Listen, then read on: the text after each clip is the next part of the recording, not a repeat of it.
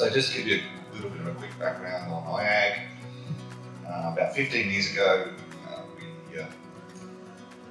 we recognised a gap in the market, somewhere that sat somewhere between growers and their advisors, somebody that could actually start to capture all the data streams that were coming into farmers at that stage, increasingly more.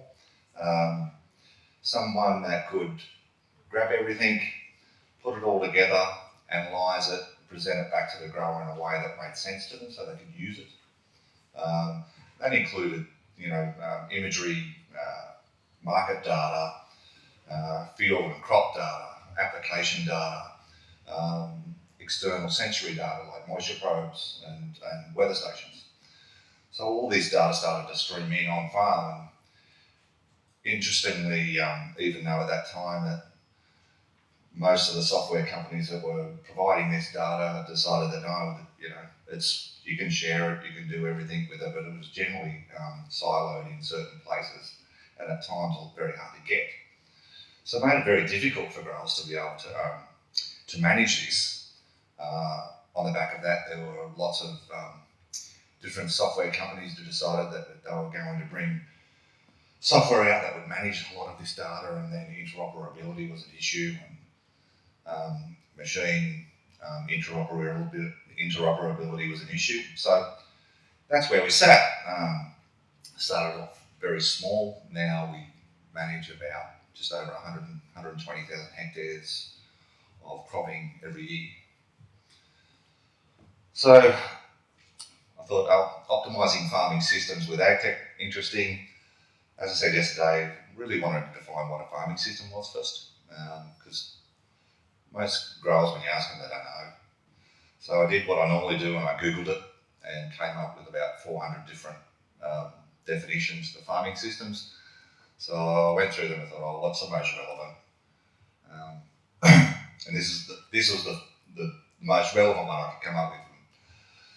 So the farming system is defined as a decision-making unit, which is interesting, comprising the farm, household, cropping systems and livestock systems, which transforms land, external inputs, seeds, pesticides, nutrients, etc., and labour, including knowledge, really important, into useful products that can be consumed or sold.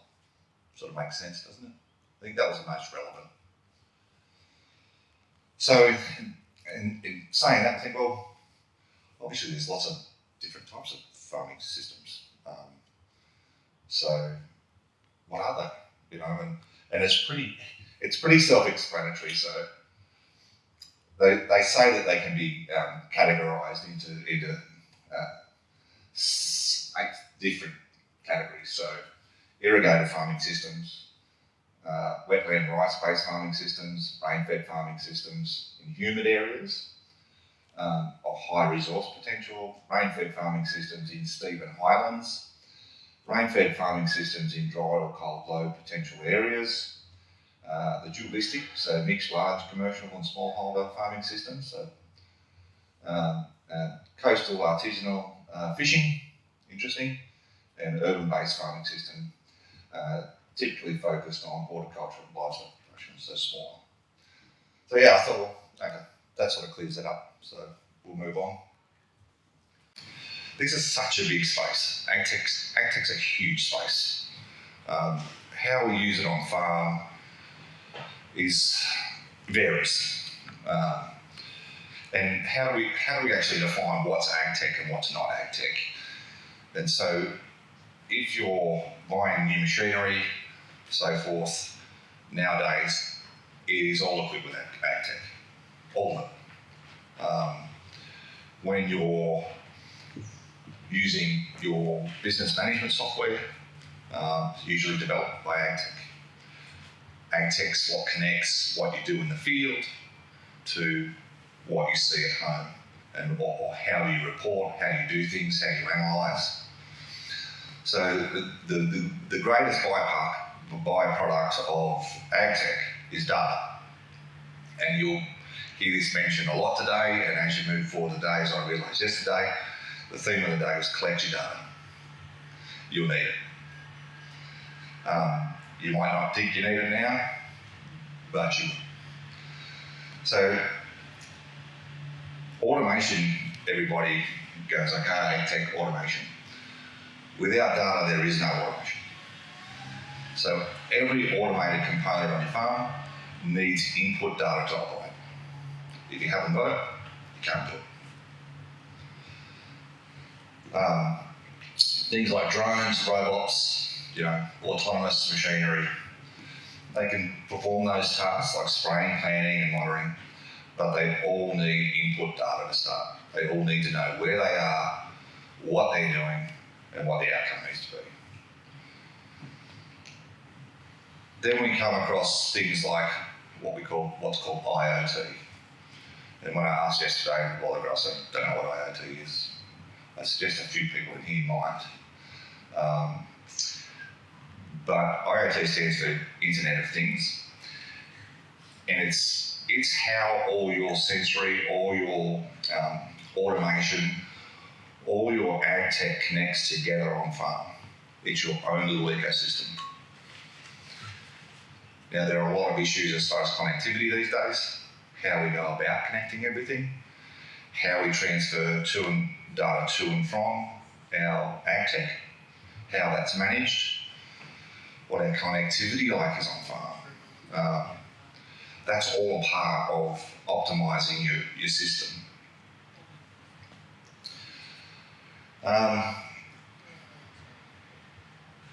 So we really want these devices to connect, to interact together to get the best out of our farming systems. If we can do that, we capture our data, we can analyse our data, we can make better decisions. Moving on, other quick benefits of AgTech are, obviously you reduce labour costs, increase your crop yields, reduce losses from pests and disease, improve soil health, reduce erosion, decrease the use of harmful chemicals, which is an interesting one. Lots of regulation about crop spraying, what we spray, what we use these days. So yeah, those sorts of things. There's a pressures on us to need to do these sorts of things. So some of the pressures come from consumer pressure. They want a better product. They want to be more informed about where the products come from. Traceability is more important.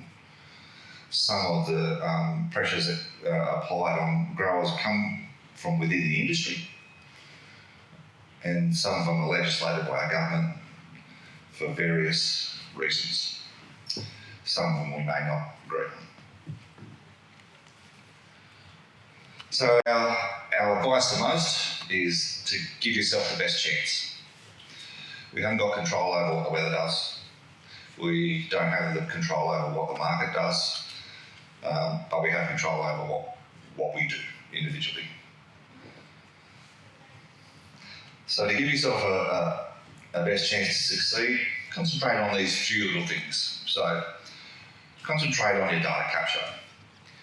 So when you're planning your growing season, whether it's livestock, cropping, whatever, identify areas and pinch points where data is going to be important to you, where you can capture it. Because remember, the more we can measure and benchmark, the better off we'll be. So if we want to improve, we need to know where we started from. So if we don't know where our baseline is, how do we know if we've gotten better?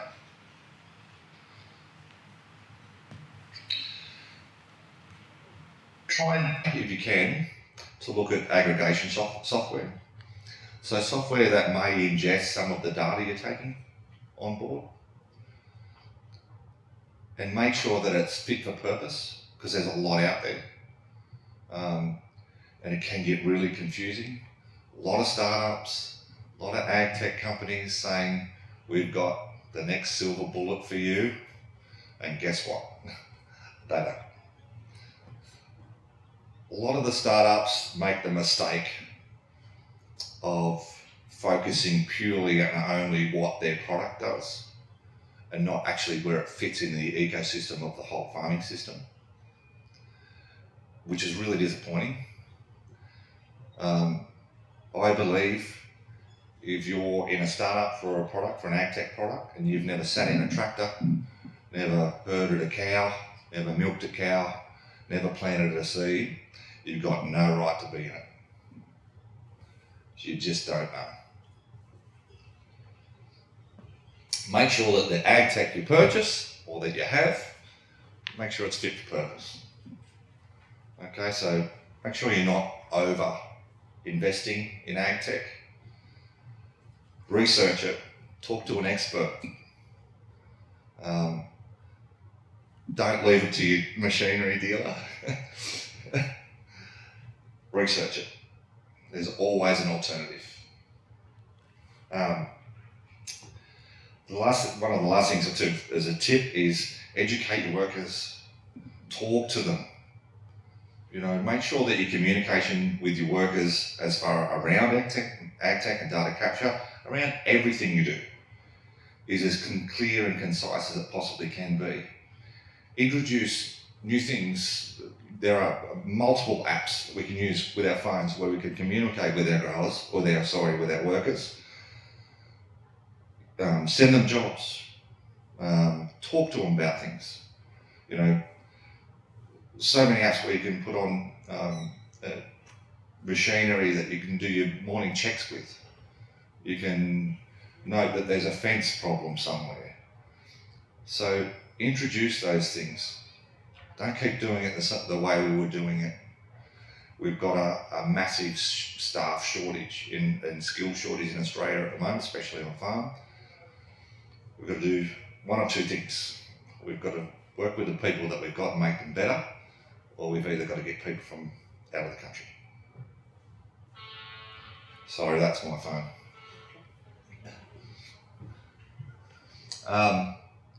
So I thought this was a really good statement. So empowering your team with practical solutions, practical being the main word there. Your team is the backbone of your farm, and empowering them with the right tools and knowledge is essential. Provide training on new technologies and systems. Ensuring they understand how to use them effectively, encourage open communication and feedback, allowing your team to share insights and suggest improvements. By fostering a collaborative environment, you're not just optimising farm operations, you're building a resilient and motivated workforce. Remember, a well-informed team is a productive team.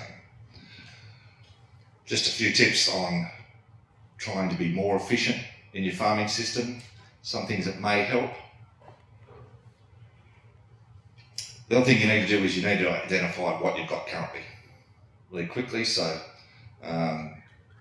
what am I running on farm now that I'm not getting the most out of? What have I already invested in that I'm not using?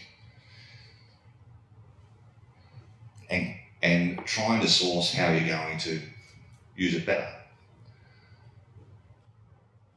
And then also ask yourself, if I'm going to start using these things, am I willing to change? Am I willing to change my process? Am I willing to get better at it? Always ask yourself, if I could, would I? Especially in AgTech. So if someone comes and says to you, I've got a machine here that'll sow 200 hectares an hour of wheat, would you do it? I suppose you would. And then last bit of advice, engage an expert. That's it for me. Thanks, guys.